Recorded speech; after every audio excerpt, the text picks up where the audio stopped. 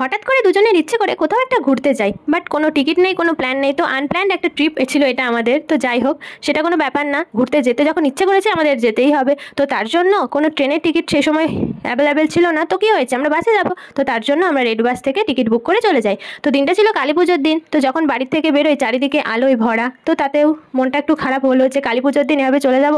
তো কিছু করার নাই, যেতে হবে, কারণ হাতে আর কোনো সময় ছিল না আমাদের যে পরে যাবো বা কিছু। তো তার জন্য সেই দিনই আমরা বেরিয়ে পড়ি। তো যেতে যেতে সামনে বিষ্ণুপুর মায়ের মন্দিরও এলো। তো সেখানে আমরা ঢুকতে পারিনি, কারণ আমাদের বাসের টাইম প্রায় কাছেই চলে এসেছিলো।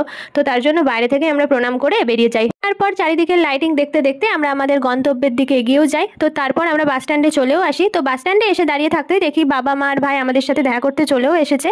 তো তাদের সাথে গল্প করতে করতে দেখি আমাদের বাসও চলে এসেছে। তো আমাদের যা যা লাগেজ আমরা ক্যারি করছিলাম সেগুলো আমরা বাসের মধ্যে দিয়ে দিই।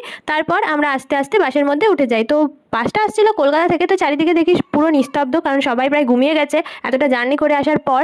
তো তারপর আমরা নিজেদের সিট খুঁজে আমরা সেখানে উঠে বসে পড়ি। এটা আমাদের ফার্স্ট এত লংয়ে বাস জার্নি ছিল, কারণ এর আগে ট্রেনে অনেক জার্নি করেছি, বাট বাসে সেভাবে জার্নি করা হয়নি। তাই এটা আমাদের কাছে একটা মেমোরেবল জার্নি ছিল। তো তারপর বাসে ওঠার পর তারা আমাদের জল আর স্ন্যাক্স দিয়েছিল। তো তারপর প্রকৃতি দেখতে দেখতে আর কালী পুজোর দিনে চারিদিকে লাইটিং দেখতে দেখতে আমরা এগোতে থাকি। মনের মধ্যে অনেক এক্সাইটমেন্ট কাজ করছিল যে কেমন হবে ট্রিপটা, কী কী মজা করব, কী কী ছবি তুলবো, কিভাবে রিলস করব। তো এই করতে করতে আমরা প্রায় হাফ রাস্তা চলেই আসি। তো তারপর বাস দাঁড়ায় আমাদের টি ব্রেকের জন্য।